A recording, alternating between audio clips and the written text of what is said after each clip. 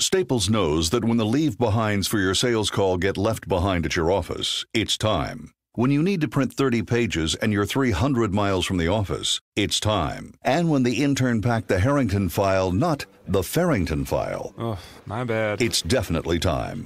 And it's times like these when you can count on Staples. Access your files from email, the cloud, or USB, and then print, copy, fax, or scan them, and get back to business fast. Visit your nearby Staples. It's pro time. Now, the 3 Martini Lunch with Greg Corombos and Jim Garrity. And welcome, everyone, to the Tuesday edition of the 3 Martini Lunch, along with Jim Garrity of National Review. I'm Greg Corombos of Radio America. We have good, bad, and crazy martinis for conservatives today. And we're sponsored once again today by Casper Mattresses. Right now, 3 Martini Lunch listeners can get $50 towards any mattress purchase by visiting casper.com/lunch and using lunch as your promo code. Jim, it's been, about 7 months since Election Day 2016, and the new election cycle starts today in Virginia. It's primary day for governor and lieutenant governor, and this is one of the 2 states that has gubernatorial elections this year. 3 different Republicans on the ballot, so there should be a candidate for just about everyone's taste, unless you're a conservative. So pretty meager crop this year, but pretty clear Ed Gillespie is going to be the nominee, and he will most likely be light years and leaps and bounds better than either of the Democratic candidates, Perriello or Northam, both of whom are trying to see how far left they can go. Yeah, Greg, I was talking with a Democratic neighbor today, and he said, well, I'm voting for the progressive. And I said, oh, really? Are you voting for the Perriello, who was rated A+ by the NRA a few years back, or are you voting for Northam, who voted for George W. Bush? He said, well, no, I'm voting for the progressive.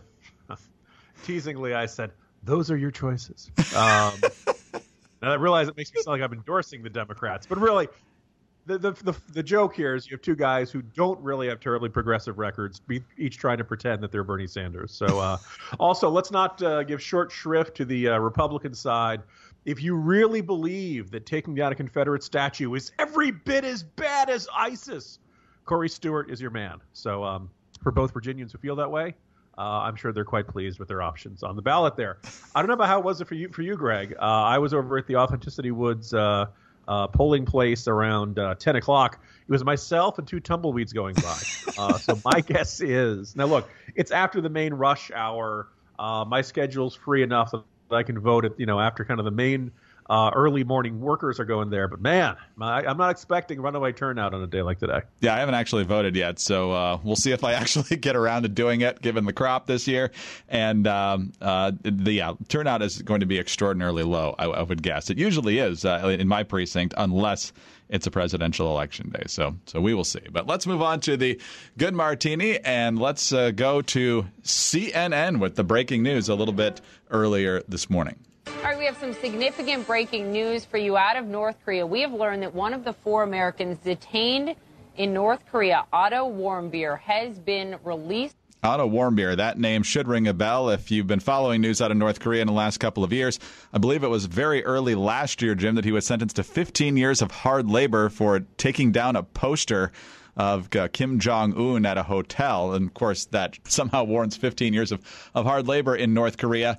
There was some jokes going around this morning because Dennis Rodman happens to be on one of his bizarre visits to North Korea that somehow he should get credit for this. Rex Tillerson made the announcement in a much more dignified way than I'm sure Dennis Rodman ever would have, although I guess there are still vacancies at the State Department, so he may be considered. But here is the more sobering news out of this. There's a reason the North Koreans are letting him go. Here's more of CNN. A source close to the Warmbier family says that Otto Warmbier is in a, quote, bad shape, that he's currently on this Medivac flight to the U.S. And the source says the family was only told recently that Otto has been in a coma since March 2016.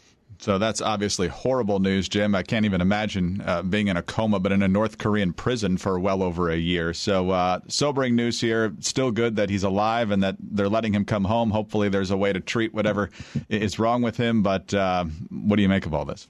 I was going to say, you have to feel like the likelihood of a successful recovery are better with the best American health treatment and coverage than the very finest North Korean prison medical treatment that they have there.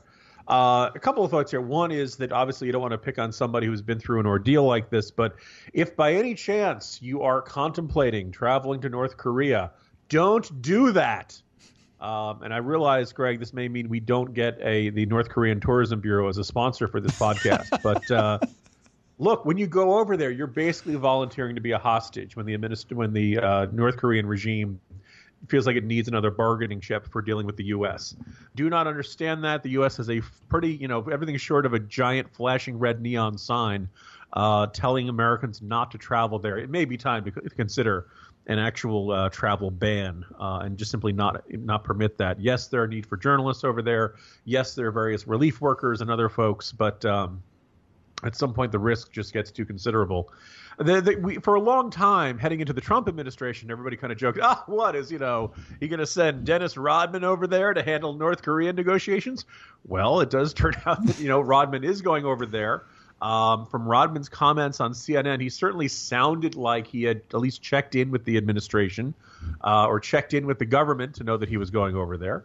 And I was thinking about this, Greg. I remember that a couple of years ago, Bill Clinton went there. It was seen as a step to get the release of those two American journalists, including, I believe, it was Lisa Ling's sister. Mm-hmm. And their idea was that, well, this is the new leverage of the North Korean regime, that basically they would take Americans hostage and then demand, if they couldn't get a face-to-face summit with the president, then they would kind of use this to extort a meeting with U.S. government officials. Well, here's the thing. If Rodman meetings are what it takes to placate this guy, maybe this is a price we should be willing to pay. And I'm going to ignore everyone who's saying, no, let him keep Rodman. We don't need him. Let him just stay over there and set up a new NBA franchise in Pyongyang or something like that. We clearly have a thoroughly incoherent, illogical, and erratic leader over there in North Korea in Kim Jong-un. We might as well have to think about doing something like this. Maybe it's worthwhile. The consequences of sending a Dennis Rodman over there and letting him get what he wants in some sort of bizarre little photo op in order to achieve our objectives, whether it's hostage release or other policy objectives, maybe this is something we need to look at. Either way, anytime an American is freed by a North Korean regime, I think it's a good day, and I think hopefully this American will be making a health recovery shortly after he returns to American soil. Special Envoy Dennis Rodman. That has an odd ring to it. I'm also trying to imagine the phone conversation between Rodman, who is usually fairly unintelligible, with Rex Tillerson and that long drawl that he's got as he speaks. That would be a pretty weird scene right there. Somebody asked me yesterday how on earth Rodman could be considered remotely qualified for any position involving national security. And I just say, well, he did play defense. Very well, actually. Yes. Exactly. Our foreign policy is rebounding. Just think if it was all an act and he was really under deep cover this whole time for the past 30 years and he's actually mining fantastic secrets from our deepest, darkest enemies. That would be Greg, I am not making this up. My colleague Jay Nordlinger, who wrote this fascinating book on the children of dictators, says that when Dennis Rodman came back and started discussing his meetings with Kim Jong-un and Kim Jong-un's family, he started saying things that American intelligence had never been able to figure out, like the names of his daughters and things like that. So it's honest to goodness, Dennis Rodman is a valuable source of information about the North Korean regime to American intelligence. This isn't saying he's a spy. It's just saying that Rodman gets access to things that other Americans can't. So unwittingly, maybe he's not the hero we want, Greg. He's the hero we deserve. Wow. All right. Your move, Scottie Pippen. All right. Let's move on to let's move on to the bad martini now, and on to the big speculation that's going on in Washington right now about whether President Trump will fire the special counsel, that being former FBI Director Robert Mueller, who's only been on the job a few weeks, assigned to that job by the Deputy Attorney General Rod Rosenstein since Jeff Sessions, who will be testifying later today, has officially recused himself from the Russia investigation. This has ginned up a lot of chatter on the cable networks and on the social media and beyond ever since yesterday's NewsHour on PBS, when the head of Newsmax, Christopher Ruddy, who considers himself close to Trump, went on the air and said this. I think he's considering perhaps terminating the special counsel. I think he's weighing that option. I think it's pretty clear by what one of his lawyers said on television recently. I personally think it would be a very significant mistake. He is perhaps considering firing Robert Mueller. Two things here, Jim. First of all, I think, as many folks have said, Bob Mueller getting fired would be about the dumbest political move that Donald Trump could ever possibly do. And when you talk about perhaps considering removing Bob Mueller, it goes back to all the discussions we've had about the media frothing at the mouth about things that Trump is reportedly considering, and then most of which never happened. So it reminded me of this scene from Ferris Bueller's Day Off. Bueller? He's sick. My best friend's sister's boyfriend's brother's girlfriend heard from this guy who knows this kid is going with the girl who saw Ferris pass out at 31 Flavors last night. I guess it's pretty serious. So, Jim, by the word of mouth we're getting here, maybe, perhaps, possibly considering, I'm not sure how much stake we should put in this. I was going to say the person who probably laughs loudest at the Trump is considering stories is Reince Priebus, whose political obituary has been written like on a near daily basis in this young Trump administration. And here it is, June 13th. Reince Priebus is still here, but he's going to be out by July 4th if things aren't fixed, or at least that's the latest rumor there. So this is, I think you're characterizing it accurately, Greg. I like the term Ala Pundit uses over there to describing it as political Chernobyl. Look, you thought Comey was respected. Robert Mueller is very respected on both sides of the aisle as a straight shooter, as a good investigator, as a guy who can get to the bottom of this, and a guy who is not likely to go on a witch hunt or go on some sort of wild, unrelated tangent to this investigation. If anybody is the kind of guy you think can get to the bottom of it and not get consumed by the need to indict somebody somewhere over something, Mueller's the guy. And the idea of President Trump just firing the guy, or perhaps more accurately, in demanding Sessions and failing Sessions, Rosenstein, having all these guys, it turned into Saturday Night Massacre. He basically just starts saying, if you won't do it, I'll fire you, and then find somebody else who will fire him. And it would just basically set his presidency on fire. A little bit of weirdness to this because Ruddy makes the comments you play. Sean Spicer rushes out a statement saying that Trump had not spoken to Ruddy about Mueller. Ruddy then says, well, I never said that I spoke to the president about the matter. I guess he's saying he spoke to someone who spoke to the president who said he was considering this. Ruddy got kind of snippy with Sean Spicer.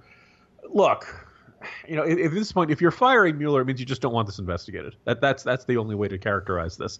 And at that point, most people would say, okay, this is obstruction of justice. This is interfering with the Department of Justice and not allowing it to do the job that it is, particularly if, as Trump insists, there's nothing that's going to ever lead back to him. And what's more, at least as of May 9th, the FBI had found nothing to indicate that they were looking back at President Trump. So there's no good reason to fire the guy. And everyone around Trump is telling him not to do it. You know what that means, Greg? What? He's probably going to do it over Twitter at 3 a.m. But it'll be misspelled, Kofifi. And like, does this mean Mueller's fired? Is it there's like 2 extra F's in there? So that's just my prediction of how this shakes out. We will see. You know what happens, of course, when statements like this from Chris Ruddy dominate the cable news for the rest of the night. You get these 6 or 7 member panels, and they push it late into the evening when talking about things that may or may not even actually be considered by President Trump. So instead, these people are up late. What they could be doing is getting a good night's sleep. And Casper mattresses is the way to go if they actually get the opportunity to not have to be on these cable news sets at 11 o'clock at night. Casper mattresses. Casper is a sleep brand that created one perfect mattress sold directly to consumers, eliminating commission-driven inflated prices. Its award-winning sleep service, which was designed by obsessive engineers, was developed in-house, has a sleek design, and is delivered in a small how-do-they-do-that box, so you don't have to make that cumbersome journey up the stairs with this mattress trying to get it around corners and so forth. The mattress industry has forced consumers into paying notoriously high markups that get passed on to you. Casper is revolutionizing the mattress industry by cutting the cost of dealing with resellers and showrooms and passing that savings directly to the consumer. An in-house team of engineers spent thousands of hours developing the Casper. Its supportive memory foam offers a sleep surface that's got just the right sink and just the right bounce. Plus, its breathable design sleeps cool to help you regulate your temperature through the night. Buying a Casper mattress is completely risk-free. Casper offers free delivery and free returns with a 100-night home trial. If you don't love it, they will pick it up and refund you everything. Casper understands the importance of truly sleeping on a mattress before you commit, especially considering you're going to spend 1/3 of your life on this. Yeah, good point. And if the people love it. The people who get this, they love it. 4.8 out of 5 stars. Over 20,000 reviews, quickly becoming the internet's favorite mattress. And right now, 3 Martini Lunch listeners can get $50 towards any mattress purchase by visiting www.casper, that's CASPER.com/lunch, and using lunch as your promo code, casper.com/lunch. All right, Jim, moving on to the crazy martini now. And for those who don't know, Megyn Kelly has launched her brand new program with NBC. It's got the catchy title of Sunday Night with Megyn Kelly. Her first show a couple of weeks ago featured Vladimir Putin in an exclusive interview. Now on whatever this is, her second or third show, Putin has been replaced as the featured profile with Alex Jones, the host of InfoWars. He, of course, is best known as Mr. False Flag. He rants and raves a lot, thinks a lot of tragedies in the news are either caused by the government or never happened at all. For example, he thinks the horrific mass shooting at Sandy Hook Elementary School in Connecticut back in 2012 never actually happened. And so for some reason, Megyn Kelly has decided that Alex Jones needs to get a lot of attention on her show very early on in the run of this show. And I'm not sure whether she's trying to embarrass him, make him the face of the right, or what is the agenda here. But what do you make of all this? Yeah, it didn't help that she began with the first promotion of the interview by saying, "Conservative talk show host Alex Jones." And every conservative started singing the old Police song, "Don't stand so close to me." He's not with us. He's his own guy. Greg, you summarized his views very well. This is the sort of person that Fox Mulder of the X-Files would say, whoa, you're a little too far out there. I can't believe that. I just doesn't seem plausible to me. I'd mentioned in the Morning Jolt, I encountered him once at the 2016 Republican National Convention in Cleveland, and we're going through the media building, and he's got this guy in a camera. He's speaking into a camera while he's walking, and he's got anywhere from like 15, 20 people around him, all recording with their cell phones, and so it's like this little mob, this little crowd going by, and Alex Jones is just screaming at the top of his lungs, "If these people," and I can barely make out the words. He is like just practically frothing at the mouth. And you just hear the noise coming. It gets right, and you see it, and you're like, oh my God, this really is Alex Jones, and he really is I don't know whether he was broadcasting live or taping something for later, but he was a volcanic eruption in front of all those cameras. And then like a passing train, he just kind of goes, and then he walked down the hall. And that's the only encounter I've ever wanted to have with Alex Jones. So I'm kind of left with the question, because I'd be like, oh, you're calling for Megyn Kelly's censorship. No, I'm not saying, Emily should step in and tell her she can't. I'm just kind of directing this to Megyn Kelly.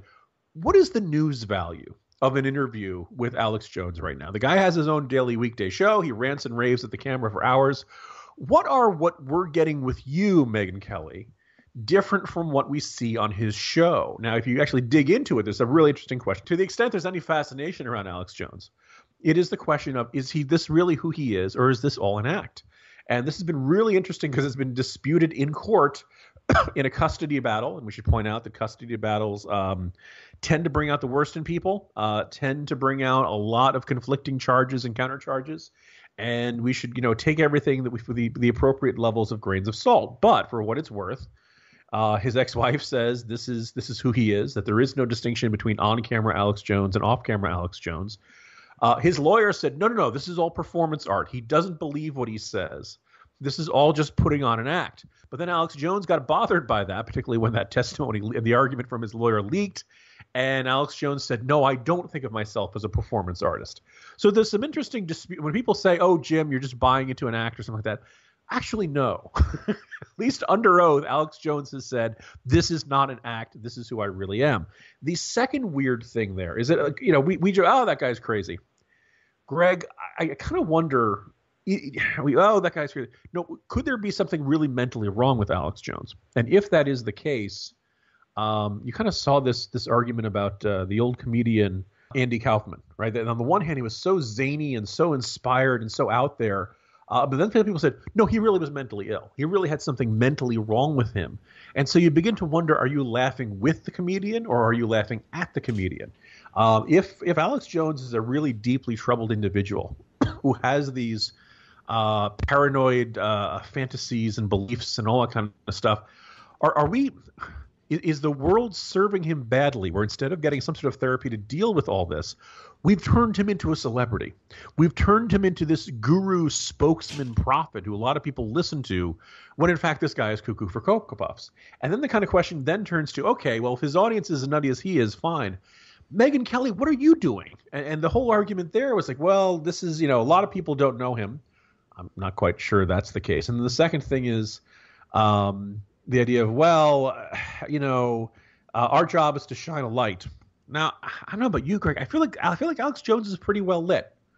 That there's not really a joke. I feel like you can tune into his show any day, and you get to see him screaming that fluoride in the water is turning the frogs gay, and the Pentagon developed a gay bomb, and you're like, I think the guy's a nut, and I don't really understand. Like, there's a nutty guy yelling at the street corner of a lot of American cities. You don't see a one-on-one Megyn Kelly interview with that person. I don't understand how you serve your audience if you just talk to a crazy person and try to say, isn't this objectionable? Yes, of course it's objectionable. And the parents of the Sandy Hook kids are kind of looking at this and saying, well, this isn't really a really tough counterpoint to that. At one point, she accuses him of dodging the issue when Alex Jones begins rambling about dead Iraqi children and stuff like that. So anyway, I kind of feel like there's a collapse.